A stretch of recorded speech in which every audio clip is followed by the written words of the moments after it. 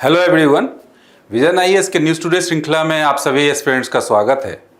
अब जैसा कि आप लोग न्यूज़ टुडे डॉक्यूमेंट से अवगत होंगे, न्यूज़ टुडे डॉक्यूमेंट में बेसिकली हमारा ये प्रयास होता है कि देश और दुनिया की जो महत्वपूर्ण घटनाएं हैं और वो जो न्यूज़पेपर्स में छप रही हैं उन्हें संकलित करके आपके सामने प्रस्तुत किया जाए। और महत्वपूर्ण न्यूज़पेपर जैसे कि द हिंदू, इंडियन एक्सप्रेस आदि से न्यूज़ को यहाँ पे लिया जाता है जो कि परीक्षा उपयोगी हो बेसिकली। इसके अलावा भी अन्य सोर्सेज का प्रयोग यहाँ पे किया जाता है, जैसे कि पीआईबी, ऑल इंडिया रेडियो और गवर्नमेंट के वेबसाइट्स और डिफरेंट संस्थानों के महत्वपूर्ण रिपोर्ट्स उसे शामिल करके आपके सामने रखा जाता है, जिसका परीक्षा के लिए आप प्रयोग कर सकते हैं, यूज कर सकते हैं और प्रीलिम्स और मेंस परीक्षा में उसे यूज कर सकते हैं, उस इंफॉर्मेशन को, कंसेप्ट्स को। अब इस अंक में हमारा यही प्रयास होगा कि उसी न्यूज़ टुडे डॉक्यूमेंट पे को एक आसान भाषा में प्रस्तुत किया जाए, एक आम चर्चा के द्वारा, एक जनरल डिस्कशन के द्वारा, जो कि संक्षिप्त हो और हॉलिस्टिक रूप से सारे पक्षों को शामिल करे, जिससे कि आप साधारण शब्दों में चीज़ों को समझ सके और आगे की तैयारी में उसे जोड़ सके, जिससे कि आप परीक्षा के लिए तैयार हो सके। तो चलिए आज हम लोग स्टार्ट करते हैं आज के अंक यानी 25 जून के न्यूज़ टुडे अंक की। और इसमें सबसे पहले जो महत्वपूर्ण न्यूज है उसके लिस्ट को हम लोग देख लेंगे। यहाँ पे 5 न्यूज आर्टिकल है, सुर्खियां हैं, जिसमें सबसे पहला क्या है कि आरबीआई ने स्मॉल फाइनेंस बैंक्स के लिए पीएसएल के नियमों में ढील दी। दूसरा क्या है, सस्टेनेबल डेवलपमेंट रिपोर्ट 2025 आई है। तीसरा क्वालिटी डेटा और गवर्नेंस, और चौथा श्री नारायण गुरु और महात्मा गांधी के बीच ऐतिहासिक संवाद के 100 वर्ष के संदर्भ में जो न्यूज है काफी महत्वपूर्ण हो सकती है वो। सीडीएस, और पांचवा जो है हमारा न्यूज आर्टिकल वो है सीडीएस को तीनों सेनाओं के लिए संयुक्त आदेश जारी करने का अधिकार दिया गया। तो ये 5 न्यूज आर्टिकल है। इसके अलावा अन्य सुर्खियां भी हैं जिसमें कि मुख्य रूप से शॉर्ट न्यूज को हमने शामिल किया, जैसे प्राक्कलन समिति, एस्टिमेशन कमेटी, आपातकालीन खरीद व्यवस्था, नव्या पहल, ब्लैक मास रिकवरी टेक्नोलॉजी, तानसेन, संशोधित भारत नेट और अन्य खबरें। तो चलिए हम लोग शुरुआत करते हैं अपने पहले न्यूज से। और पहले न्यूज में हमारा आरबीआई से संबंधित, मूलतः आरबीआई बैंकों के बैंक के रूप में काम करता है, ऐसा हम लोग सब लोग हमें सामान्य जानकारी के रूप में हमने पढ़ा है। और इसके साथ साथ जो बैंकों की जो महत्वपूर्ण काम है, जो कार्यविधि है, ऋण लेना और देने की प्रक्रिया, उस प्रणाली को भी नियंत्रित और निर्देशित करने का भी काम करता है। तो ये जो पूरा का पूरा न्यूज है इसी प्रक्रिया से संबंधित है। लेकिन यहां पे एक विशेष क्षेत्र की बात की गई है, प्रायोरिटी सेक्टर लेंडिंग, जिसे हिंदी में बोलते हैं प्राथमिक क्षेत्रक ऋण। उनके लिए ऋण की व्यवस्था करना, और कौन से बैंक की बात की गई है, स्मॉल फाइनेंस बैंक। और इससे संबंधित जो नियम और विनियम हैं जो आरबीआई के द्वारा निर्देशित किए जाते हैं, नियंत्रित किए जाते हैं, उनमें कुछ ढील दी गई है। मतलब पहले जो थे उसमें कुछ बदलाव दिए गए। तो आइए चलते हैं हम लोग उसके डिटेल में देखते हैं क्या है ये संदर्भ। इसी संदर्भ को लेते हुए बेसिकली आरबीआई ने बैंकिंग विनियमन अधिनियम 1949 की धारा 22(1) के तहत ये बदलाव, जो महत्वपूर्ण बदलाव पीएसएल के अंतर्गत प्रायोरिटी सेक्टर लेंडिंग के तहत किया है। अब प्रायोरिटी सेक्टर लेंडिंग को चलते चलते हम लोग एक बार आसानी से समझ लेते हैं कि अर्थव्यवस्था के ऐसे क्षेत्रक जो कि जिनके पास ऋण की उपलब्धता कम होती है तो उन्हें प्रायोरिटी सेक्टर के रूप में पहचाना जाता है, और जिसके लिए यह सुनिश्चित किया जाता है सरकार के द्वारा कि उन्हें ऋण की पर्याप्त मात्रा में उपलब्धता हो, जिससे कि वो अर्थव्यवस्था की मुख्य धारा में आए और अपना योगदान दे और अपने विकास के साथ साथ देश की भी विकास की प्रक्रिया में आगे बढ़े। तो ऐसे क्षेत्रों को प्रायोरिटी सेक्टर लेंडिंग माना जाता है। और ये पूरी की पूरी ऋण प्रणाली व्यवस्था में आरबीआई ये सुनिश्चित करता है कि एक निश्चित मात्रा में बैंक इन्हें, इन क्षेत्रकों को ऋण दे। तो इसी से संबंधित है। और यहां पे हमारे लिए बात है कि सभी बैंकों के लिए नहीं बल्कि स्मॉल फाइनेंस बैंक के लिए जो पीएसएल संबंधी नियम है वो हमारे न्यूज आर्टिकल का आज जो है ना सुर्खी बनी है। तो सबसे पहले जो पुराना नियम क्या था और उसमें क्या बदलाव हुए 2025-26 के लिए, ये हम लोग समझ लेंगे। पुराने नियम के अनुसार जो एडजस्टमेंट नेट बैंक क्रेडिट होता है उसका 75%, मतलब बैंक का एडजस्टमेंट नेट बैंक क्रेडिट, आप इसे सामान्य भाषा में ऐसे समझ सकते हैं कि क्रेडिट मतलब ऋण जो बैंक को देगा उसका जो महत्वपूर्ण हिस्सा है उसका एक 75% हिस्सा वो किसे देगा, अनिवार्य रूप से पीएसएल क्षेत्र को, जैसा हमने बताया जो कमजोर क्षेत्र है ऋण के मामले में। और उसे भी उपखंड किया गया है, मतलब इस 75% का भी दो पार्ट में बांटा गया। पहला 40% जो है कृषि, सूक्ष्म उद्यम आदि जैसे पीएसएल क्षेत्र के लिए अनिवार्य बनाया गया है, वहीं दूसरा 35% को फ्लेक्सिबल ऋण आवंटन के लिए छोड़ा गया है, जिसमें कि वो कॉम्पिटिटिव रूप से अगर लाभकारी हो उस बैंक के लिए, एसएफबीज के लिए, तो वो उसके लिए ऋण देने के लिए, उस क्षेत्र के को ऋण देने के लिए वो यूज कर सकती है। ये थी पुरानी व्यवस्था। नई व्यवस्था में क्या बदलाव हो गए? नई व्यवस्था में बदलाव ये हुआ कि सबसे पहले यहां देखेंगे 60% कर दिया गया। तो बदलाव हम लोग देख सकते हैं, पहला बदलाव टोटल तो कहीं ना कहीं 15% की कमी की गई होगी इन दोनों उपखंडों में। तो पहला जो क्षेत्रक है उसमें 40% एज इट इज है, सेम, उसमें कुछ भी बदलाव नहीं किए गए, जो कि कृषि, सूक्ष्म उद्यम आदि जैसे पीएसएल क्षेत्र के लिए अभी भी अनिवार्य रखा गया है। जो दूसरा था 35%, उसे घटाकर क्या कर दिया गया है 20%, मतलब -15% यहां पे घट गया है। और वहां पे ये चीज बदलाव आप लोग महत्वपूर्ण रूप से देख सकते हैं। तो दोनों स्टेटमेंट को हम नोट कर सकते हैं जो परीक्षा में डायरेक्ट पूछे जा सकते हैं, यूपीएससी प्रीलिम्स की परीक्षा में। इसका एक सामान्य सा प्रभाव ये होगा कि इन बैंकों के पास लोन देने के लिए अब स्पेस ज्यादा होगा, मतलब वित्तीय स्पेस, क्षमताएं बढ़ जाएंगी इनकी, मतलब कुछ पैसा अतिरिक्त बढ़ेगा, जिससे वो अपने लोन प्रोफाइल को डाइवर्स कर सकते हैं, व्यापक बना सकते हैं। तो चलिए इसके प्रभाव को भी हम लोग कुछ पॉइंट वाइज मैनर में देख सकते हैं जो इस डॉक्यूमेंट में दिया है। क्या होगा, जैसा मैंने पहले बताया कि लगभग 40,000 करोड़ रुपए की राशि कम जोखिम वाले सुरक्षित क्षेत्रों जैसे कि प्रॉपर्टी के एवज में लोन और पर्सनल लोन आदि में वितरित करने के लिए उपलब्ध हो जाएगी। पहला ये हो जाएगा।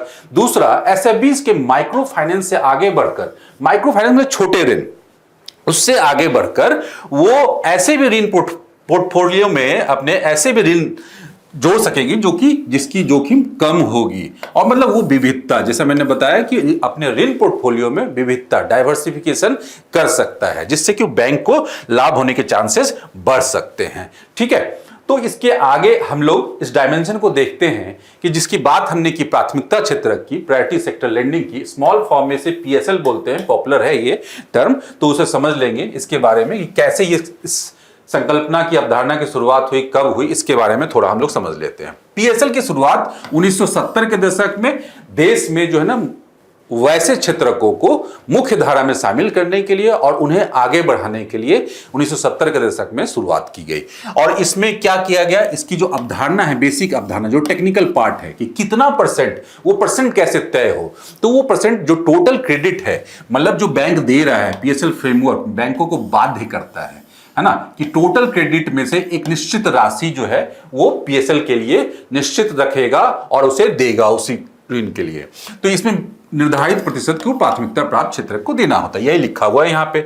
इसके बारे में बेसिकली एएनबीसी जो है क्या है, नेट बैंक क्रेडिट मतलब पूरा क्रेडिट जो दे रहा है, गैर वैधानिक तरलता अनुपात जो आरबीआई के द्वारा फिक्स्ड किए गए जो तरलता अनुपात हैं जो उनके पास रखना होता है बैंकों में विभिन्न नियमों के द्वारा, उसके अलावा जो बॉन्ड वगैरह में जो निवेश करते हैं बैंक, उसको उस सब को मिलाकर उसके अलावा ये चीजें जो है ना एएनबीसी होता है। तो नेट बैंक क्रेडिट प्लस गैर वैधानिक तरलता अनुपात या नॉन एसएलआर बॉन्ड में बैंकों के निवेश को मिलाकर एएनबीसी होता है। अब जैसा हमने बात किया कि प्राथमिकता प्राप्त क्षेत्रों की श्रेणियां क्या है, तो वही कृषि, सूक्ष्म लघु और मध्यम उद्योग, एमएसएमई क्षेत्र, निर्यात क्षेत्र, निर्यात ऋण जिसे बोलते हैं, एजुकेशन ऋण, नवीकरणीय ऊर्जा के क्षेत्र में दिए जाने वाले ऋण, ये सारे महत्वपूर्ण हैं। आवास और सामाजिक अवसंरचना आदि निर्माण के लिए दिए जाने वाले ऋण।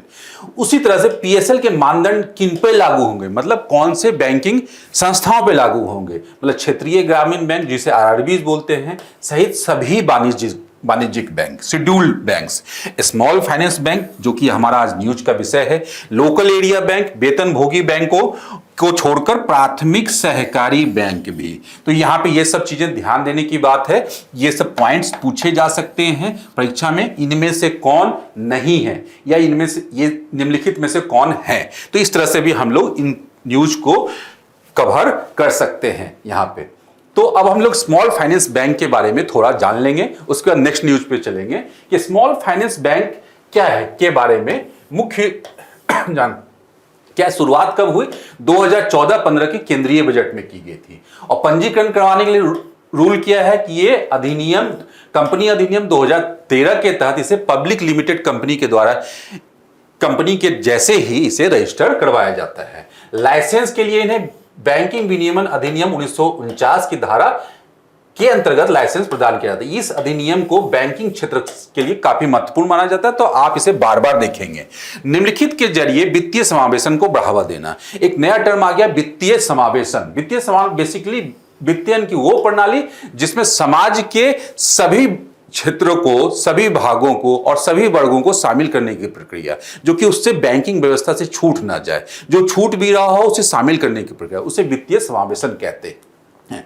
तो इसके लिए क्या करते हैं, अब तक बैंकिंग सुविधाओं से वंचित लोगों को बचत सेवाएं पहुंचाना, उन्नत तकनीक का इस्तेमाल करके परिचालन लागत को कम किया जा सके, जिससे कि बैंकिंग क्षेत्र का विस्तार किया जा सके लास्ट माइल कनेक्टिविटी तक, मतलब अंतिम छोर तक पहुंचाया जा सके उसके लाभों को, और छोटे व्यवसायों, लघु किसानों आदि को वहनीय ऋण उपलब्ध करवाया जा सके, जिससे वो अपनी आर्थिक स्थिति में के लिए उसे प्रयोग कर सके उस फंड को। और पूंजी की आवश्यकता क्या है, एक फैक्चुअल पॉइंट यहां देख लेते हैं, क्या है न्यूनतम पेडअप जो वोटिंग इक्विटी कैपिटल है, इसकी आवश्यकता होगी 200 करोड़ रुपया। ये फैक्चुअल पॉइंट्स भी डायरेक्ट पूछे जा सकते हैं।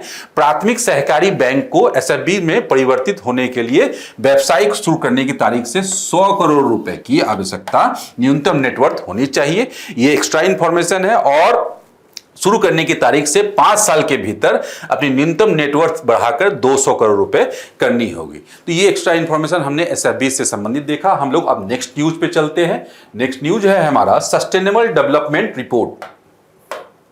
चलिए, सतत विकास की अवधारणा हमने सुना होगा। सतत विकास की अवधारणा और कुछ नहीं बल्कि विकास की ऐसी प्रक्रिया से संबंधित है जिसमें कि वर्तमान की जरूरतों को ध्यान में रखते हुए पर्यावरण संरक्षण को ऐसे बढ़ाना और विकास की प्रक्रिया के अंतर्गत संसाधनों का दोहन कुछ इस प्रकार से किया जाना जिससे कि इसके लाभ जो है ना आने वाली पीढ़ियां भी ले सकें, और इसी पूरी प्रक्रिया को जो है ना सतत विकास की अवधारणा से संदर्भित हम लोग करते हैं, उसके बारे में जानते हैं। तो इसीलिए पूरे विश्व के लिए राष्ट्रीय और अंतर्राष्ट्रीय संस्थाओं के द्वारा सतत विकास की अवधारणा को आगे बढ़ाया जाना मैंडेटरी बनाया गया है। खास करके यूएन जैसी संस्थाओं के द्वारा काफी जो है ना प्रयास किए जा रहे हैं सतत विकास के रास्ते में आगे बढ़ने के लिए। इसी में से क्या है, सतत विकास गोल, सतत विकास लक्ष्यों के बारे में हम लोगों ने सुना है। ये पूरा का पूरा न्यूज आर्टिकल उसी से संबंधित है। एक रिपोर्ट आई है सस्टेनेबल डेवलपमेंट रिपोर्ट 2025, उसके संदर्भ में है, विभिन्न आया। तो हम लोग देखते हैं कि करके क्या है मामला कि 2025 की एसडीआर रिपोर्ट की थीम। तो सबसे पहले इस रिपोर्ट की थीम समझ लेंगे क्या है, 2030 और मध्य शताब्दी तक सतत विकास के लिए वित्त पोषण। ये इसका थीम भी पूछे जा सकते हैं कहीं भी। यह रिपोर्ट बताती है कि दुनिया में सतत विकास लक्ष्यों को हासिल करने में अब तक कितनी प्रगति हुई। तो बेसिकली की जो सतत विकास लक्ष्य है उसे हम लोग आगे समझेंगे, लेकिन यहाँ पे इस रिपोर्ट में यही बताया गया है कि एसडीआर में जो हम लोग प्रगति कर रहे हैं किस तरीके से कर रहे हैं और किस रफ्तार से कर रहे हैं। ठीक है, तो ये तो बात हो गई इस रिपोर्ट की। इस रिपोर्ट को जारी कौन करता है, तो यूएन की संस्था है संयुक्त राष्ट्र सतत विकास समाधान नेटवर्क, यूएनएसडीएसएन, काफी इंपॉर्टेंट, जो कि 2016 से हर साल लगभग जारी कर रहा है इसे। और उसे क्या शुरुआत कब से हुई थी, 2012 से। और किस चीज के लिए शुरुआत हुई थी, वैज्ञानिक और तकनीकी विशेषज्ञों के द्वारा की मदद से एसडीजी और पेरिस जलवायु समझौते को लागू किया जा सके। वही सतत विकास की अवधारणा को आगे बढ़ाने के लिए, जिससे कि पर्यावरण संरक्षण हो और संसाधनों का इष्टतम प्रयोग हो आगे आने वाली पीढ़ियों के लिए। तो ये एक डायमेंशन था, हमने समझा इसके बारे में। तो सतत विकास लक्ष्य क्या हैं, तो लक्ष्य के बारे में ही, तो बेसिकली सतत विकास लक्ष्य उसी अवधारणा को बढ़ाने के लिए वैश्विक स्तर पे कुछ गोल बनाए गए। तो गोल क्या थे, 17 गोल थे, वैश्विक लक्ष्य थे ये, मतलब वर्ल्ड लेवल के लिए था, किसी सिर्फ स्पेसिफिक कंट्री के लिए नहीं था। और लक्ष्यों का बेसिकली ये समूह है जो कि 2015 में संयुक्त राष्ट्र महासभा द्वारा अपनाया गया है। और क्या 2030 तक इसे पूरा करना था, इसे लक्ष्य है, करने का लक्ष्य है। और उसके बाद क्या एसडीजी की नींव क्या हुई, इसके पहले एसडीजी के पहले क्या था, एसडीजी के पहले मिलेनियम डेवलपमेंट गोल, कुछ इसी प्रकार के गोल्स थे, है ना, मिलेनियम डेवलपमेंट गोल, जो कि इसकी तुलना में थोड़ा कम व्यापक था, जो कि जिसका मुख्य लक्ष्य क्या था, मुख्य उद्देश्य वर्ष 2000 से 2015 के दौरान वैश्विक स्तर पे चरम गरीबी को कम करना, बल्कि और जबकि एसडीजी में क्या है, एसडीजी व्यापक रूप से पर्यावरणीय विकास, गरीबी, भूखमरी आदि सारे पक्षों को शामिल करता है और उससे संबंधित लक्ष्य जो 17 लक्ष्य हैं वो यहां पे शामिल हैं। चलिए नेक्स्ट पॉइंट हम लोग देख लेते हैं यहां पे कि रिपोर्ट के जो अभी एसडीआर रिपोर्ट जिसकी बात कर रहे हैं हम लोग 2025 की, उसमें क्या कहा गया है। उसमें जो सबसे पहली बात की गई है, एसडीजी को हासिल करने की वैश्विक प्रतिबद्धता मजबूत स्थिति में है। मतलब 193 में से 190 देशों ने सतत विकास को आगे बढ़ाने के लिए अपना नेशनल एक्शन प्लान पेश किया है। तो एक अच्छी बात है ये, एसडीजी को हासिल करने का लक्ष्य अभी भी दूर है, मतलब लक्ष्य प्रयास तो हो रहे हैं लेकिन लक्ष्य अभी तक प्राप्त करने से दूर है ना, कि 2030 तक वो पूरा हो सके, ये जरूरी इस तरह की बातें हैं। संयुक्त राष्ट्र बहुपक्षवाद, यूएन मल्टीलैटरलिज्म, मतलब एक से अधिक देशों की बात और उनके हितों की बात करना, तो लेकर समर्थन, मतलब 2025 की यूएन मल्टीलेटरल रैंकिंग में बारबाडोस पहले स्थान पे है, जबकि संयुक्त राज्य अमेरिका अंतिम स्थान पे है। इसी तरह से भारत की उपलब्धि यहां पे काफी महत्वपूर्ण है, हाईलाइट करने के लिए है और काफी इंपॉर्टेंट पॉइंट है कि भारत ने अपनी रैंकिंग में सुधार किया है, जो कि 2024 के 109वें रैंक से बढ़कर क्या हो गई है, अभी 2025 में 99 रैंक हो गई। तो काफी अच्छा सुधार है, इसे हम लोग यूज कर सकते हैं मेंस में भी, कहीं पे इंट्रोडक्शन में, निष्कर्ष में, इस तरह से। तो काफी इंपॉर्टेंट पॉइंट है। और फिनलैंड जो है पहले स्थान पे है। तो इस रिपोर्ट की हम लोगों ने जो महत्वपूर्ण बातें हैं वो हम लोगों ने यहाँ पे देख लिया। रिपोर्ट के अब मुख्य बिंदुओं को कुछ चीजें और हैं यहाँ पे। रिपोर्ट में बताया गया कि एसडीजी को हासिल करने की रफ्तार धीमी हो रही है। यही बात जो हम कर रहे थे यहाँ पे, क्योंकि कई जगहों पे संघर्ष या युद्ध चल रहे हैं, कई देशों में संरचनात्मक कमजोरियां हैं और अन्य समस्याएं, जैसे कि पर्याप्त पैसे, मतलब राजकोषीय अनियमितता या कमियां हैं, जिसके कारण से इस लक्ष्य को प्राप्त करने में कमी है। और इसके अलावा क्या है, बहुपक्षीय विकास बैंकों को, जो विकसित राष्ट्र हैं, अमीर देशों मतलब विकसित राष्ट्र हैं, और जो अमीर देश हैं उनके द्वारा दिया जाने वाला फंड जो है उसमें देरी हो रही है, जिससे एसडीजी को पूरा करने में जो है सहायता नहीं मिल पा रही है, संतोषजनक वो प्रदर्शन नहीं कर पा रहे हैं वो गरीब राष्ट्र बेसिकली मुख्य रूप तौर पे। तो ये चीज है यहाँ पे एसडीजी के बारे में। एक बार हम लोग एसडीजी जो डैशबोर्ड है, जो 17 लक्ष्यों की बात कर रहे हैं, तो उसमें मुख्य रूप से हम लोग देख सकते हैं यहाँ पे कि एसडीजी 1, 2, 3 ऐसे ये गोल हैं। यहाँ पे 17 गोल्स है जो कि 2030 तक प्राप्त किए जाने हैं, जिसमें देख सकते हैं हम निर्धनता की समाप्ति, भूखमरी से मुक्ति, बेहतर स्वास्थ्य में आरोग्यता, गुणवत्तापूर्ण शिक्षा, असमानता में कमी, संधारणीय शहर और सामुदायिक विकास, 12 जिम्मेदारीपूर्ण उपभोग और उत्पादन, स्थलीय जीवों की सुरक्षा। मतलब ये व्यापक आयाम को शामिल यहाँ पे करता है, सिर्फ गरीबी को नहीं, जैसा हम लोगों ने देखा एमडीजी की तुलना में ये काफी व्यापक है। तो इस तरह से हम लोगों ने एसडीआर रिपोर्ट को देखा। अब चलिए एक नया काफी इंपॉर्टेंट न्यूज है, क्वालिटी डेटा और गवर्नेंस। तो बेसिकली क्या है, ये नीति आयोग की एक रिपोर्ट आई है डेटा के संदर्भ में।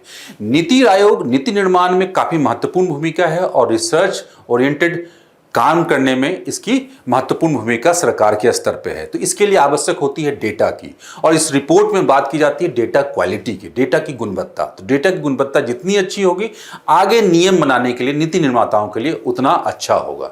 तो इस पूरा का पूरा न्यूज आर्टिकल नीति आयोग की उसी रिपोर्ट और डेटा क्वालिटी पे आधारित है। देखते हैं इसके विभिन्न आयामों को। पहला आयाम क्या है ऐसा, नीति आयोग की हालिया रिपोर्ट में डिजिटल गवर्नेंस। बेसिकली क्या है, ये जो डेटा है किसमें हमें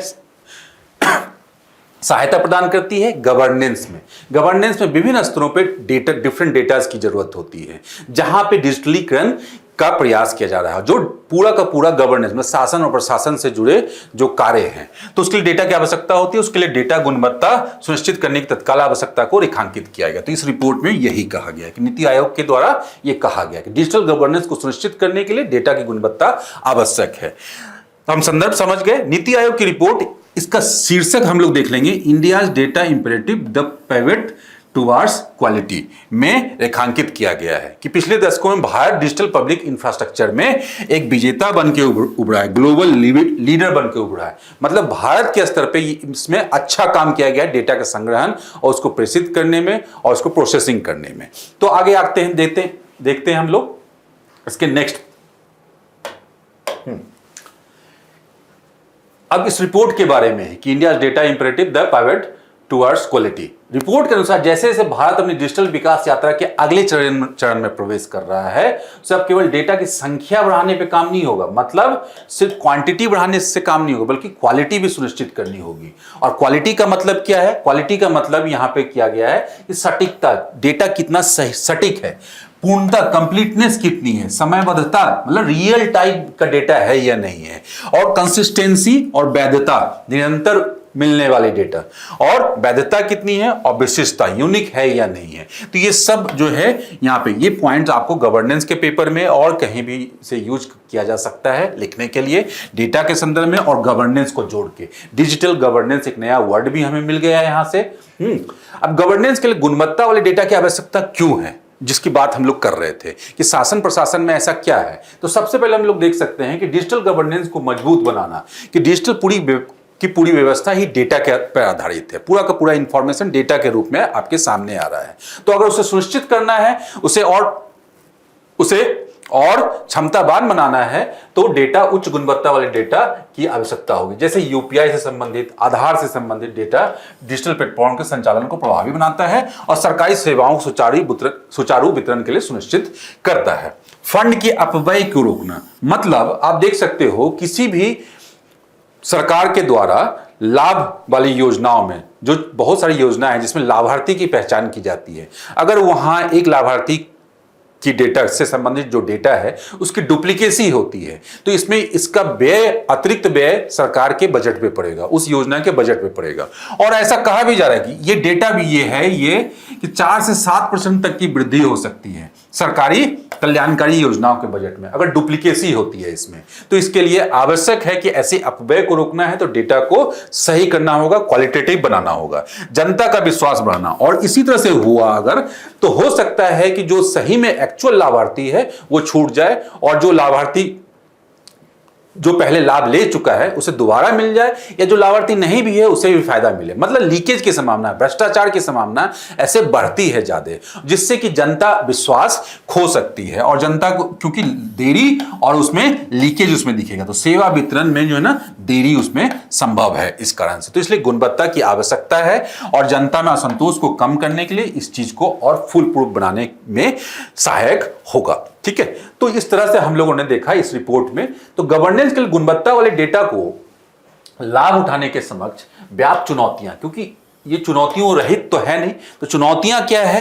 क्वालिटीफुल डेटा की बात तो हमने की, तो सबसे पहला क्या है? दोषपूर्ण डेटा संग्रह करना, क्योंकि फील्ड में ही, फील्ड सर्वे के लिए जो सर्वे किए जा रहे हैं वो उस तरह से इक्विप्ड नहीं है, उस तरह से जो है ना क्वालिटीफुल नहीं है। तो बेसिकली क्या है, 80% तक जो डेटा जहां से प्राप्त हो रहे हैं उसे हम लोग सटीक मान रहे हैं, मतलब अच्छा डेटा मान रहे हैं। मतलब यहां पे 20% हमारे पास डेटा ही नहीं है 20% के बारे में, और इसे हम लोग एक्चुअल डेटा मान रहे हैं। तो ये अपने आप में कमी को दिखाता है। अलग अलग डेटा भंडार, मतलब डिफरेंट सिस्टम में डेटा को स्टोर करने के लिए अलग अलग सिस्टम है, और डिफरेंट डिपार्टमेंट्स के पास भी है, जिससे क्या है कि उसके उपयोग करने में काफी समस्या आ रही है। उसके बाद क्या, पुराने डेटाबेस पर निर्भर है, जिनमें ऑडिट ट्रेल और मानकीकृत संरचना की कमी देखी गई है। डेटा साझा करने में विसंगति है, विभिन्न विभाग अलग अलग डेटा फॉर्मेट और डेटा अपडेट शेड्यूल का पालन करते हैं, जिससे डेटा एकीकरण की प्रक्रिया धीमी हो जाती है। तो ये चीजें हम लोग देख सकते हैं। और डेटा आर्काइव रखने की पुरानी पद्धतियां, मतलब वही कि पुराने और अप्रासंगिक डेटा को कभी हटाया नहीं जाता है, बल्कि उसमें, जिससे कि सिस्टम धीमा हो जाता है और लीकेज के लिए तैयार हो जाता है, तो इसकी संभावना बनी रहती है। तो इस तरह की कमियां यहां पे देख सकते हैं हम लोग, चुनौतियां यहां पे हैं। तो नीति आयोग की जो उपयुक्त रिपोर्ट में दो प्रमुख उपाय सुझाए गए हैं। जो रिपोर्ट हमने देखा, पहला रिपोर्ट क्या है, पहली सुझाव क्या है कि डेटा क्वालिटी स्कोर कार्ड अपनाना है। इसमें क्या है, डेटा सेट्स को निगरानी की जा सकेगी और समय समय पर इसमें सुधार भी किया जा सकेगा। और डेटा क्वालिटी मैच्योरिटी फ्रेमवर्क अपनाना है। ये मैच्योरिटी फ्रेमवर्क बहुत काफी इंपॉर्टेंट है और आप इसे नोट कर सकते हैं। इसमें 7 आयाम है, 7 डायमेंशन है और 5 लेवल है, जो विभागों को उनके डेटा सिस्टम का आकलन करने और उन्हें अपग्रेड करने में मदद मिलेगा। तो इस तरह से हम लोग देख सकते हैं कि डेटा क्वालिटी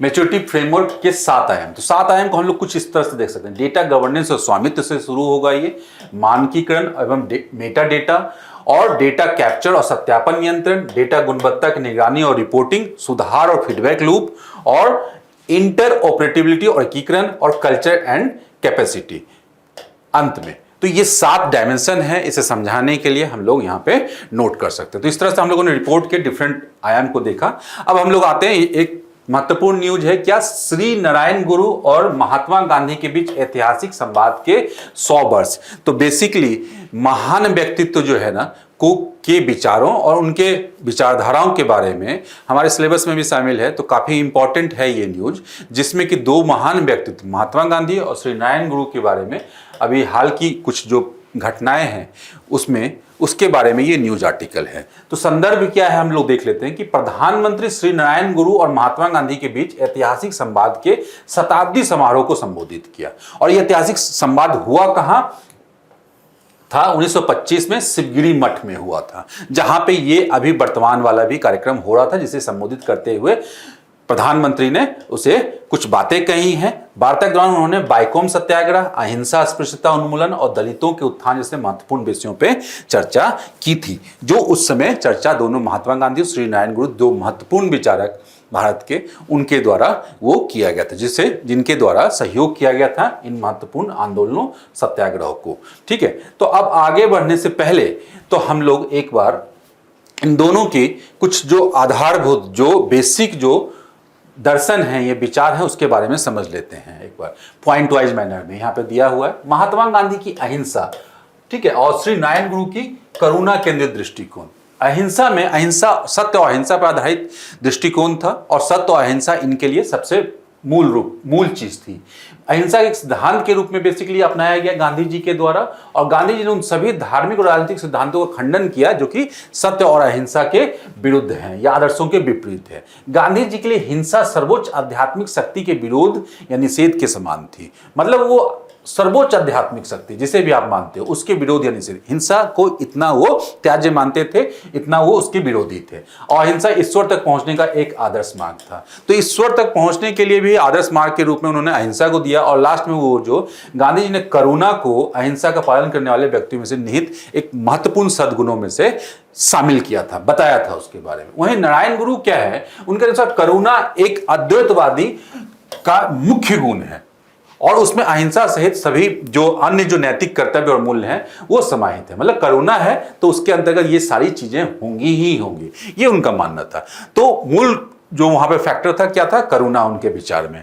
अब उनकी एक ये लेख है आत्मोपदेश शतकम में श्री नारायण गुरु लिखते हैं कि व्यक्ति अपने सुख के लिए जो भी कुछ करता है उसे दूसरों को भी सुख मिलना चाहिए। ये उनका आधार वाक्य है इस ग्रंथ में। तो इसका नाम भी हम लोग देख सकते हैं।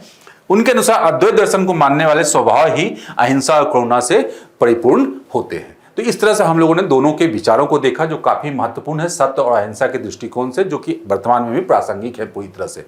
अब हम लोग नेक्स्ट जो यहाँ पे डायमेंशन है कि वर्तमान समय में श्री नारायण गुरु की शिक्षाओं की प्रासंगिकता, वही पॉइंट है यहाँ पे। तो एक एक करके हम लोग समझेंगे। क्या है, समानता और सामाजिक न्याय, क्योंकि करुणा पे आधारित है तो इसके लिए सभी वर्गों को समान और मुख्य रूप से जो उनका सिद्धांत है एक जाति, एक धर्म और एक ईश्वर पे आधारित है। सभी प्रकार के सामाजिक असमानताओं का वो चूंकि विरोध करते थे। दूसरा, सामाजिक न्याय का आंदोलन, कि सामाजिक न्याय, सामाजिक स्तर पे न्याय की अवधारणा कि न्याय सबको मिले। तो इसलिए श्री नारायण गुरु ने बाइकोम सत्याग्रह जो कि 1924-25 में हुआ था का समर्थन किया था। यह आंदोलन बेसिकली क्या था, उस समय जो निम्न जाति के लोग थे उनके मंदिर में प्रवेश दिलाने के लिए आंदोलन किया गया। तो इसलिए उन्होंने इस आधार पर उन्होंने उसका सहयोग किया था, इसे समर्थन दिया था कि सामाजिक न्याय के आधार पर यह बात इनकी सही है। धार्मिक सद्भाव, उन्होंने सभी धर्मों के प्रति सार्वभौमिक भाईचारे और सम्मान की भावना रखने पर बल दिया। उनका यह विचार वर्तमान में अंतर धार्मिक संवाद को बढ़ावा देता है और शांतिपूर्ण सह अस्तित्व के लिए आवश्यक है के लिए कट्टरता पर रोक लगाता है। तो कुल मिलाकर यह आधुनिक समय में पूर्णतया प्रासंगिक विचारधारा है जो कि सह अस्तित्व और शांतिपूर्ण विचार को आगे बढ़ाने के लिए आवश्यक है। इस तरह से हम लोग देखते हैं कि श्री नारायण गुरु के बारे में कुछ बेसिक बातें जो उनके जीवन से जुड़ी हुई हैं। जन्म और पृष्ठभूमि केरल के तिरुवनंतपुरम के पास एजवा समुदाय में एक पिछड़ी जाति में हुआ था। व्यक्तित्व क्या है, एक संत दृष्टा, दार्शनिक, कवि और समाज सुधारक थे। उन्होंने जाति व्यवस्था के खिलाफ आंदोलन का नेतृत्व किया और सामाजिक सुधार, उन्होंने श्री नारायण धर्म परिपालन, ये बहुत बड़ी संस्था है, महत्वपूर्ण संस्था है, योगम की स्थापना की। इस संगठन ने पिछड़े समुदायों को एकजुट करने और सामाजिक न्याय की स्थापना में महत्वपूर्ण भूमिका निभाई। प्रमुख रचनाएं क्या है, आत्मोपदेश, सतकम और निवृत्ति पंचकम। एक नया ये आ गया क्या, निवृत्ति पंचकम। ठीक है, तो चलिए हम लोग अब नेक्स्ट न्यूज पे आ जाते हैं। नेक्स्ट न्यूज रक्षा क्षेत्र से है। रक्षा क्षेत्र से संबंधित एक महत्वपूर्ण घटनाक्रम कि चीफ ऑफ डिफेंस स्टाफ का तीनों सेनाओं के लिए संयुक्त आदेश जारी करने का अधिकार दिया गया है, चीफ ऑफ डिफेंस स्टाफ को। तो ये काफी महत्वपूर्ण घटनाक्रम है हमारे रक्षा क्षेत्र के दृष्टिकोण से। तो इसी से संदर्भ में ये न्यूज आर्टिकल है। तो क्या क्या आयाम है देखते हैं हम लोग। तो पहला ये है कि रक्षा मंत्री ने चीफ ऑफ डिफेंस स्टाफ को थल सेना, नौसेना और वायुसेना के संदर्भ में के लिए संयुक्त आदेश जारी करने को अधिकृत किया है। तो बेसिकली क्या है कि ऑपरेटेबिलिटी के आधार पे, संचालन के आधार पे और अपनी जो यूनिकनेस के आधार पे उनको शामिल करते हुए एक रूप में, एक तरीके से एक टीम के रूप में काम करना, तीनों सेनाओं को साथ मिलाकर। ये बात घोषित की जा रही है यहाँ पे कि गौरतलब है पुरानी व्यवस्था में तीनों सेनाएं अलग अलग आदेश जारी करती थी और संयुक्त आदेश जारी करने का नया नियम सशस्त्र बलों में संयुक्तता और एकीकरण सुनिश्चित करने की दिशा में एक बहुत बड़ा कदम है। तो इसलिए इसे बहुत महत्वपूर्ण माना जा रहा है। क्यों? क्योंकि इससे क्या होगा, ज्वाइंटनेस, मतलब एकीकृत रूप में वो काम करेंगे, एक टीम के रूप में तीनों सेनाएं अपनी विशेषताओं के साथ, यूनिकनेस के साथ। ठीक है, इससे क्या होगा, उनके जो प्रभावी होंगे उनके कार्यवाहियों को और प्रभाव दिया जा सकेगा और तीव्र बनाया जा सकेगा, विशेष करके युद्ध और युद्ध जैसी स्थितियों के दौरान। ठीक है, तो ये हुआ संदर्भ। अब हम लोग नेक्स्ट डायमेंशन पे चलते हैं। नेक्स्ट डायमेंशन वही ज्वाइंटनेस और एकीकरण क्या है, इसके बारे में हम लोग समझेंगे कि संयुक्तता या ज्वाइंटनेस, सशस्त्र बलों की संयुक्तता का अर्थ है तीनों सेनाओं की विशेषता को सम्मान करते हुए संसाधनों का समन्वित उपयोग करना और सर्वोत्तम परिणाम प्राप्त करना। तो ये पॉइंट्स हैं। एकीकरण क्या है, संयुक्तता आगे चलकर तीनों सेनाओं को एकीकृत करने में मदद मिलेगी। इसका अर्थ है सेना के अलग अलग घटकों को औपचारिक रूप से एकीकृत संरचना में शामिल करना। तो बेसिकली यहां पे जो थिएटर कमांड की बात होती है, हमने सुना भी होगा थिएटर कमांड। तो थिएटर कमांड बेसिकली यही है कि दिए हुए ज्योग्राफी और दिए हुए स्थितियों में, परिस्थितियों के अनुसार तीनों सेना के ज्वाइंट ऑपरेशन और ज्वाइंट कमांड के अंतर्गत कार्य करने की जो प्रक्रिया है, जो थिएटर कमांड की बात बहुत पहले से भारत में की जा रही है। तो उसके गठन के लिए भी एक महत्वपूर्ण पूर्व शर्त है। लास्ट में हम लोग देख सकते हैं कि रक्षा सुधारों को 9 प्राथमिक क्षेत्रकों में से एक है और गौरतलब है कि रक्षा मंत्रालय ने 2050 में सुधारों का वर्ष भी, 2025 को मतलब सुधारों का वर्ष भी घोषित किया। तो इसलिए संदर्भ काफी इंपॉर्टेंट हो जाता है और संयुक्तता और एकीकरण से प्रक्रियाओं को सरल बनाने और अनावश्यक प्रक्रियाओं को हटाकर तीनों सेनाओं के बीच समन्वय को बढ़ाना। तो बेसिकली यही है, कोऑर्डिनेशन और कोऑपरेशन को बढ़ाते हुए इफेक्टिवनेस को बढ़ाना अपने कार्रवाइयों के दौरान और जब देश की युद्ध जैसी स्थिति हो। तो ये इसका मेन उद्देश्य है। और संयुक्तता और एकीकरण के लिए की गई क्या पहल है, तो सबसे पहले वही थिएटराइजेशन का प्रस्ताव। तो जैसा मैंने कहा है कि इंटीग्रेटेड थिएटर कमांड्स और इंटीग्रेटेड बैटल ग्रुप्स का प्रस्ताव किया गया है। इनका उद्देश्य अलग अलग भौगोलिक क्षेत्रों और कार्यों के आधार पर तीनों सेनाओं की क्षमताओं को मिलाकर ऑपरेशनल रेडीनेस, क्षमता बढ़ाना, मतलब ऑपरेशन के लिए जो तत्परता है, तैयारी है, उसकी क्षमता बढ़ाना कि कैसे जल्दी और प्रभावी कार्रवाई किया जा सके।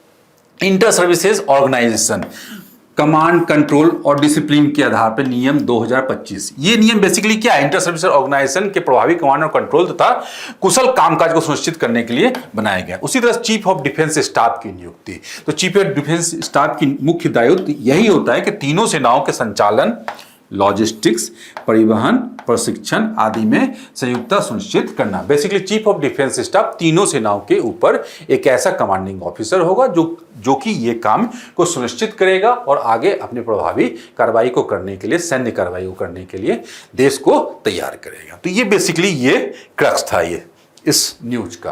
तो संयुक्त तो हम लोग नेक्स्ट डायमेंशन में देख सकते हैं कि कुछ और पहले हैं कि जैसे कि सैन्य कार्य विभाग, इसे रक्षा मंत्रालय में गठित किया गया। चीफ ऑफ डिफेंस स्टाफ इस विभाग का सचिव होंगे, ठीक है। और संयुक्त कमांड जो पहले से है, जो ज्वाइंट कमांड जो पहले से काम कर रहे हैं, तो इसमें दो कमांड है, एक अंडमान निकोबार में अवस्थित है, ठीक है, और स्ट्रेटेजिक फोर्सेस कमांड है, काफी इंपॉर्टेंट, जो परमाणु हथियारों का की देखरेख करने वाला कमांड है। और ये जो अंडमान निकोबार वाला कमांड है, भारत की तीनों सेनाओं का पहला एकमात्र थिएटर कमांड है। तो जो कंसेप्ट हम पहले बता रहे थे उसका एप्लीकेशन हम यहाँ पे देख सकते हैं। और हेडक्वार्टर्स इंटीग्रेटेड डिफेंस स्टाफ, इसे सरकार को तीनों सेनाओं से संबंधित एकीकृत सैन्य सलाह देने के लिए स्थापित किया गया है कि सरकार को जिसमें जरूरत पड़ने पे रक्षा के दृष्टिकोण से सलाह दिया जाए। तो अब हम लोग ने महत्वपूर्ण न्यूज खत्म कर लिया। अब हम लोग जो है संक्षिप्त सुर्खियां, मतलब शॉर्ट न्यूज को कवर करेंगे। देखिए शुरुआत करते हैं पहले प्राक्कलन समिति। ये संसदीय परिचालन से संबंधित है और संसदीय समितियों से संबंधित है, जिसमें कि महत्वपूर्ण समिति हमने सुना है प्राक्कलन समिति या एस्टिमेट्स कमेटी, जो कि 75 वर्ष पूरे कर लिए हैं। इसलिए ये चर्चा में है कि संसद कि 3 वित्तीय समितियों में सबसे बड़ी समिति है। जो अन्य 2 समितियां हैं कौन कौन सी हैं? सार्वजनिक उपक्रम समिति और लोक लेखा समिति। तो काफी इंपॉर्टेंट है वित्तीय समितियों में से, जो वित्त के लेन देन और वित्त से संबंधित जो कार्रवाइयां हैं उससे संबंधित। अब प्राक्कलन समिति के बारे में समझते हैं। क्या है कि गठन 75 वर्ष 1950 में इसका गठन हुआ और 30 सदस्य होते हैं, जिनमें हर साल लोकसभा के सदस्यों में से चुना जाता है। तो ध्यान रहे सिर्फ लोकसभा से, मंत्री समिति का सदस्य नहीं हो सकता है। और अध्यक्ष कौन चुनता है? इस समिति के अध्यक्ष की नियुक्ति लोकसभा अध्यक्ष स्पीकर द्वारा इसके सदस्यों में से की जाती है। कार्यकाल क्या होता है? समिति का कार्यकाल 1 वर्ष का होता है। 1 वर्ष का होता है। मुख्य कार्य क्या है? मितव्ययिता और संगठनात्मक सुधारों पर रिपोर्ट, मतलब जो पैसे के खर्च उसको कम कैसे किया जा सके उसके संबंध में अपनी रिपोर्ट जारी करना, यह है। और दक्षता लाने के लिए वैकल्पिक नीतियों का सुझाव करना, तो यह है नीतियों पर व्यय की समीक्षा करना और यह सुझाव देने कि प्राक्कलनों बजट अनुमानों की संसद में किस रूप में प्रस्तुत किया जाना चाहिए। और कुल मिलाकर ये सिफारिशें किसे प्रस्तुत करता है? अंत में इस समिति की सिफारिशें लोकसभा में प्रस्तुत की जाती है और संबंधित मंत्रालय को 6 महीने के भीतर या समिति द्वारा निर्धारित आवश्यक समय सीमा के भीतर कार्रवाई करनी होती है। तो वित्तीय संदर्भ में जो है ना काफी महत्वपूर्ण कमेटी है। तो हम लोग अब नेक्स्ट जो देखेंगे क्या है, आपातकालीन खरीद व्यवस्था, इमरजेंसी प्रोक्योरमेंट। ये भी रक्षा क्षेत्र से संबंधित है। क्या है? रक्षा मंत्रालय में आपातकालीन खरीद व्यवस्था के तहत 6ठे चरण का अनुबंध पूरे किए गए। होता यह है बेसिकली कि इस खरीद व्यवस्था का उद्देश्य आतंकवाद रोधी अभियानों में तैनात सैनिकों को आसपास की स्थिति का जानकारी रखने तथा उनकी मारक क्षमता, आवाजाही और सुरक्षा को बढ़ाना है। तो बेसिकली होगा क्या, आपात स्थिति में जब देश को आवश्यकता होती है ऐसे सैन्य साजो सामान और इक्विपमेंट्स की, तो उसके लिए तुरंत कार्रवाई करते हुए खरीदने की इस तरह की के लिए जो है व्यवस्था ये करता है। इसके संदर्भ में ये प्रावधान होता है आपातकालीन खरीद का। तो उसके लिए बजट में भी कुछ फंड जो है ना सुनिश्चित करके रखा जाता है, निश्चित करके रखा जाता है, फिक्स करके कि ये जब भी कुछ इस प्रकार की इमरजेंसी सिचुएशन होंगे तो इसे यूज किया जा सकता है। तो बेसिकली यही पॉइंट है यहाँ पे। तो ये क्या है? आपातकालीन खरीद व्यवस्था। तो हम लोग अगर इसे समझ लिया तो हम लोग समझ सकते हैं, पृष्ठभूमि अगर देखेंगे तो हम लोग समझ सकते हैं कि 2016 में सर्जिकल स्ट्राइक किया गया था, 2019 में बालाकोट एयर स्ट्राइक किया गया था, 2020 में चीन के साथ लद्दाख में झड़प हुई थी। तो उसके बाद ये शुरू की गई थी और उस समय इस तरह की सिचुएशन क्रिएट हुई जिसके कारण इस तरह की खरीद करने की आवश्यकता महसूस हुई देश को। उद्देश्य क्या है? उद्देश्य वही है, रक्षा खरीद को तेजी से पूरा करना, कम समय में पूरा करना, जिससे कि तत्काल जरूरत को पूरा किया जा सके।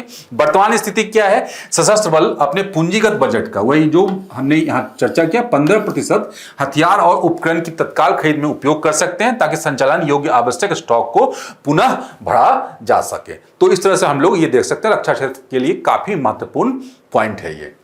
अब देखिए, 90 पहल भी काफी इंपॉर्टेंट है, स्किल से संबंधित, स्किल डेवलपमेंट से संबंधित। और स्किल डेवलपमेंट से संबंधित भी क्या, समाज के कमजोर वर्ग से संबंधित है। क्यों?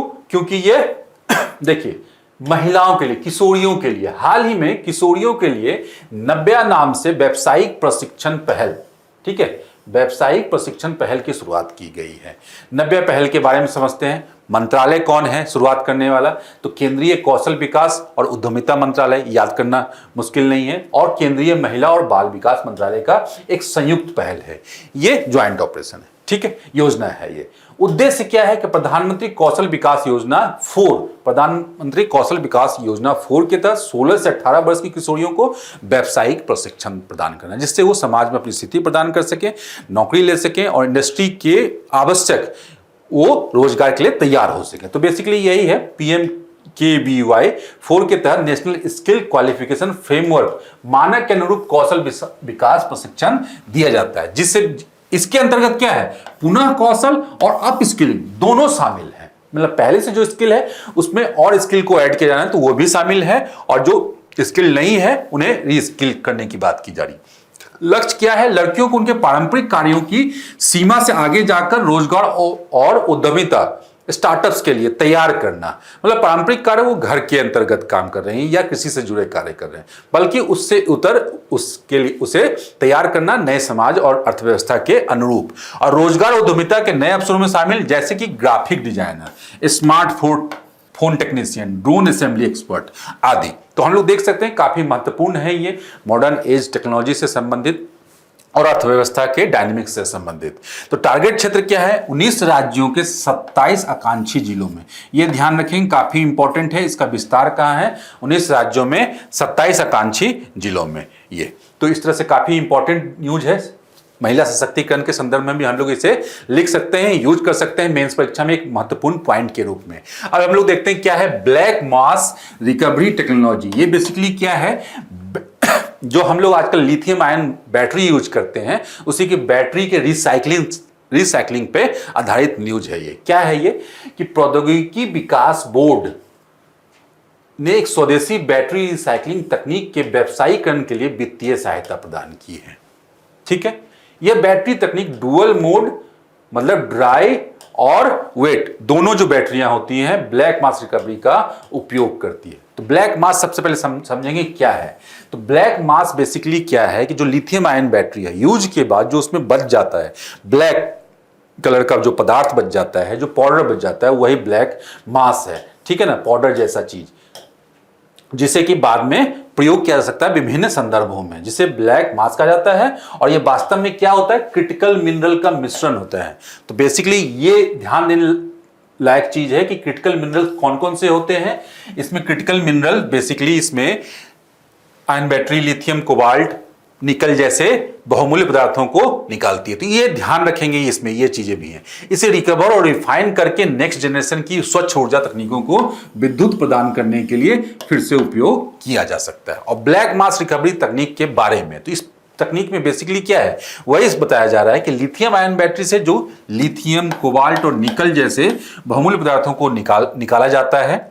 यह प्रक्रिया पूरी की पूरी ब्लैक मास रिकवरी प्रक्रिया में, और यह तकनीक अपशिष्ट से उपयोगी पदार्थ निकालने में बहुत अधिक प्रभावी है। क्यों? कि 97 से 99% तक उपयोगी पदार्थ की रिकवरी इसके द्वारा की जा सकती है। तो ये हम लोग देख सकते हैं। तो काफी आज के समय में जिस तरह से लिथियम आयन बैटरी के उपयोग दिन प्रतिदिन बढ़ रहे हैं और ईवी क्षेत्र भी बढ़ रहा है, मतलब इलेक्ट्रॉनिक गैजेट्स हो या व्हीकल्स हो, वाहन हो, तो उसमें लिथियम आयन बैटरी की भूमिका भी बढ़ रही है। तो इस दृष्टिकोण से इस तरह से जो वेस्टेज है, वेस्ट जो है उसके निर्माण होने की संभावना काफ़ी है। तो उसकी दृष्टिकोण से रिसाइकलिंग जो ये तकनीक है काफ़ी महत्वपूर्ण हो सकती है। अब हम लोग नेक्स्ट न्यूज की तरफ चलते हैं। क्या है? तानसेन, ऐतिहासिक व्यक्तित्व। ठीक है। मध्य प्रदेश हाईकोर्ट ने ग्वालियर में हजरत शेख मोहम्मद गौस के मकबरा पर धार्मिक और सांस्कृतिक गतिविधियों का आयोजन की अनुमति देने से इनकार कर दिया। कारण क्या था? न्यूज तो ये बना, कारण ये था कि स्मारक परिसर में तानसेन की समाधि भी मौजूद है। बेसिकली यही न्यूज था। तो तानसेन के बारे में हम लोग समझ लेते हैं क्या है कि हिंदुस्तानी शास्त्रीय संगीत के महत्वपूर्ण ज्ञाता थे, है ना। भारत में दो प्रकार के शास्त्रीय संगीत को हम लोग देखते हैं कि हिंदुस्तानी, कर्नाटक। तो ये हिंदुस्तानी शास्त्रीय संगीत के महत्वपूर्ण ज्ञाता थे। उनका जन्म कहाँ हुआ था? ग्वालियर में, मध्य प्रदेश के ग्वालियर में। उनके बचपन का नाम राम तनु था, ठीक है ना। ये कुछ फैक्चुअल बातें हैं जिन्हें हम देख सकते हैं। उन्हें तानसेन की उपाधि ग्वालियर के राजा विक्रमजीत ने की। काफी इंपॉर्टेंट फैक्ट है इनके बारे में। उन्होंने संगीत की शिक्षा स्वामी हरिदास से प्राप्त की थी और तानसेन ने हिंदू देवी देवताओं और अपने आश्रयदाताओं रामचंद्र बघेल और अकबर, ये ध्यान रखेंगे, मुगल दरबार में भी काफी महत्वपूर्ण स्थिति थी इनकी, के लिए ध्रुपद गायन की रचना की। और ये भी इंपॉर्टेंट, आर्ट एंड कल्चर में काफी इंपॉर्टेंट ये पॉइंट है कि ध्रुपद गायन की रचना ही इन्होंने की थी। वे मुगल बादशाह अकबर के दरबार में नवरत्नों में से एक थे और उन्हें कई प्रसिद्ध रागों की रचना की, जैसे मियाँ की मल्हार, मियाँ की तोड़ी और दरबारी। उनके वंशज और शिष्य को क्या बोला था? सेनिया, मतलब तानसेन से सेनिया। तो इस तरह से तानसेन के बारे में हम लोगों ने देखा। आर्ट एंड कल्चर के लिए काफी महत्वपूर्ण। हम लोग नेक्स्ट न्यूज देखते हैं। यहां पे क्या है कि संशोधित भारत नेट कार्यक्रम, संशोधित भारत नेट कार्यक्रम। तो बेसिकली क्या है कि भारत नेट कार्यक्रम की इंटरनेट गतिविधि को आगे बढ़ाने के लिए, कनेक्टिविटी को आगे बढ़ाने के लिए काफी इंपॉर्टेंट और एम्बिशियस प्रोग्राम भारत सरकार का। तो उसमें संशोधित भारत नेट कार्यक्रम, इसमें क्या है, उससे संबंधित न्यूज है। क्या है? गुजरात राज्य नेतृत्व मॉडल के तहत संशोधित भारत नेट परियोजना को लागू करने वाला देश का पहला राज्य बन गया है। यही न्यूज है यहाँ पे। इसकी पृष्ठभूमि क्या है? भारत नेट कार्यक्रम की शुरुआत देश भर की सभी ग्राम पंचायतों, बेसिकली सभी ग्राम पंचायतों की क्या, ब्रॉडबैंड कनेक्टिविटी प्रदान करना है। मतलब देश भर की सभी गांवों को जोड़ना है इंटरनेट से, ये मुख्य इसका उद्देश्य था। तो ये समझने वाली बात है। यहाँ पे उत्पत्ति कैसे होती है? एबीपी का अनुमोदन जो 2023 में भारत नेट की डिजाइन में सुधार करने के लिए किया गया, ठीक है ना। और उसके बाद इसका उद्देश्य क्या है? जो संशोधित है, 2.64 लाख ग्राम पंचायतों को रिंग टोपोलॉजी के माध्यम से ऑप्टिकल फाइबर कनेक्टिविटी प्रदान करना। मतलब ऑप्टिकल फाइबर जिससे किया जा सकता है इंटरनेट को पहुंचाने के लिए जो इंफ्रास्ट्रक्चर आवश्यकता होगी, उसके अंतर्गत इतने गांवों को। रिंग टोपोलॉजी एक ऐसा नेटवर्क होता है जिसमें सभी डिवाइस को एक गोल चक्र से जुड़े होते हैं। तो बेसिकली इससे संबंधित ये टेक्नोलॉजी है, इसे ध्यान रखेंगे। और गैर ग्राम पंचायत गांव को मांग पर ऑप्टिकल फाइबर कनेक्टिविटी से जोड़ना, मतलब जोड़ना तो सभी को है, लेकिन कुछ ऐसे भी छोटे गांव हो सकते हैं या दूर दराज के गांव हो सकते हैं जिनमें मांग है, तो वहां भी जोड़ा जाना तय है इसमें, ठीक है। तो ये हम लोग देख सकते हैं। इसमें कुछ विशेषताएं भी हम लोग देख लेंगे।